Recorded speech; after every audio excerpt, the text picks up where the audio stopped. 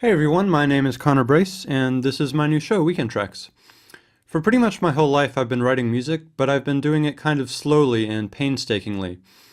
And in my head, each piece of music becomes this weighty thing that needs to be perfect before I could possibly show it to anybody. This is not a very good way to work because it prevents you from ever finishing anything. So for the new year, I've resolved to not do that anymore. Seems good.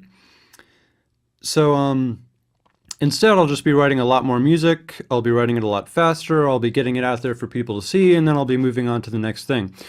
So this show is part of my effort to sort of keep that momentum going. It's going to be kind of a cross between a tutorial and just a general show and tell. I'll talk about what I'm working on, what I'm trying to accomplish, what I think is succeeding, and what is not so much. And then along the way I'll be talking about music theory, about orchestration, about tips and tricks for the software I use, all that kind of thing. So without further ado, let's go over to Cubase. And this is a track called Night Sky. It was actually written a couple of years ago as a solo piano piece, and then I recently went back and added string parts to it. So let me just play this whole track once through, and then I'll get into some of the meat of it.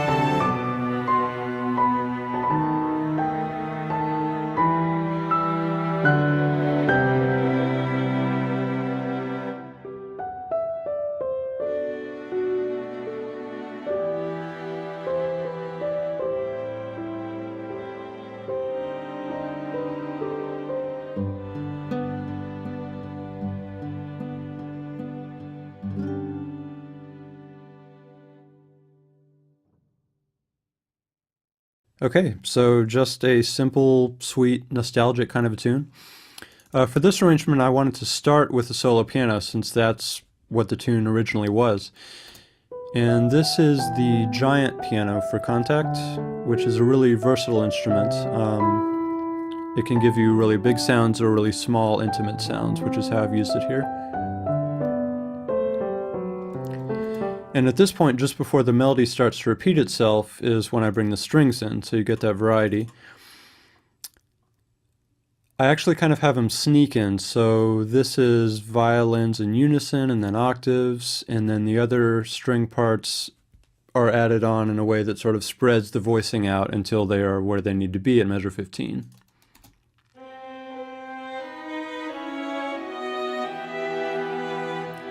And this is last or LA scoring strings, which I like for pretty much the same reason. It's really versatile. You can get big, epic, cinematic kinds of sounds or smaller sounds. Moved up a minor third here. That's something I do all the time. And I should mention, let me clarify the thing about LA scoring strings for a second. They split the string sections into first chair A, B, and C sections, with A and B being sort of medium-sized and C being the largest section. So here I've used just the first chair patches and the B patches. So for example, there are only 5 players total on the violin 1 part. So that's much smaller than a normal size orchestra, and it helps with that sort of intimate feel. So here, this is a sort of a bridge, I guess. This was originally a piano part, and I moved it to guitar to give it more of a country or a homey kind of feel to it, which is in keeping with the original game that this was written for. And this is actually just one of the stock acoustic guitars from Logic. I imported it into Kontakt 5 so that I could use it in Cubase, and it's pretty simple, but it gets the job done. So now let's go out to the full score and take a look at the climax. And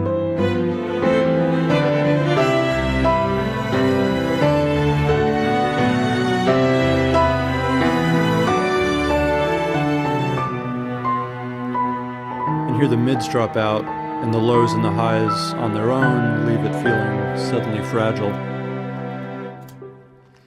And the original track actually ended right here. You know, just the solo piano sort of ascending and then fading off and leaving you kind of wondering, okay, what comes next?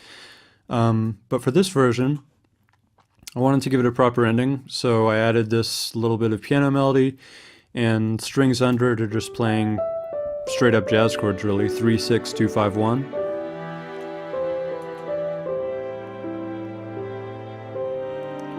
Except for this chord, which is actually not a normal 5, that would be D7. This is C minor over D, or if you want to analyze it at this point, it's A half diminished over D. So basically it's a minor sus chord.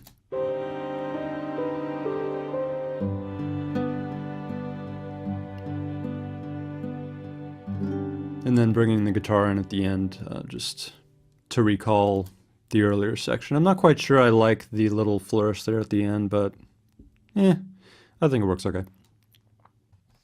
And through the magic of editing, it's tomorrow morning, and I've changed my shirt, and there's a small bit fearsome beast snuffling around behind my door. It's fine, don't worry about it. It's under control. So, last thing I want to talk about is dealing with issues of tempo and timing.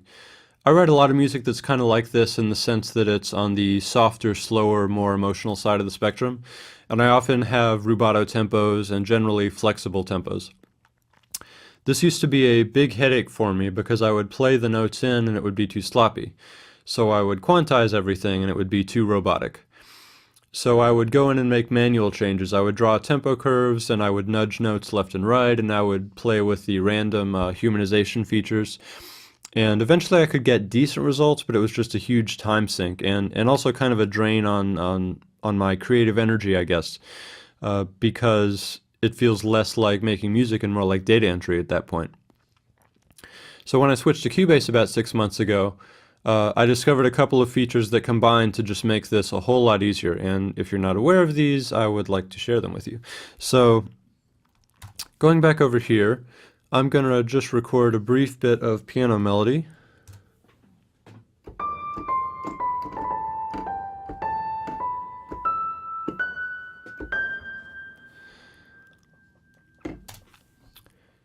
And just to make this point, I chose a section of the melody that slows down near the end. So the grid lines in the back here have nothing to do with what I just played. They're just noise. I was not listening to a click track. I was not watching the bar lines go by or anything like that. I was just, playing the music the way I felt it. And let's say I like that performance and I want to keep it. I'm going to declare that this is like my official guide track. And instead of adjusting this recording to fit the tempo, I'm going to adjust the tempo to fit this recording. So up here you have the time warp function. You can select that, and this will allow you to drag the bar lines around to fit the notes. So this is way quicker and easier than manually adjusting the tempo if you wanted to do this. And there's some question here about which note is actually on the beat, but I'm happy with that last one, I think. And here I'm actually going to do it beat by beat, since we're slowing down during this measure. Okay, so now my tempo track is set, and up here you can see what the curve looks like, but I didn't have to spend any time, painstakingly figuring that out. I was just able to do it based on my human performance. So now I can record another part.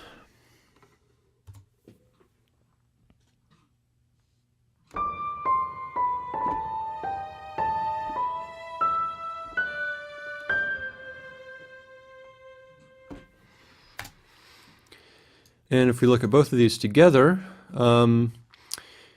you can see that they're actually pretty much in sync here, but then my violinist jumps the gun here compared to my piano player, and then is just a little bit ahead of the curve here. He's not slowing down as much as the piano player is.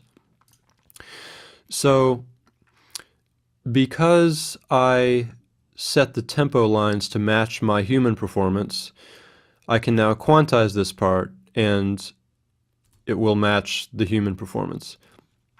So that's already a step better than just quantizing to a set, a set tempo of 90 beats a minute or whatever it is.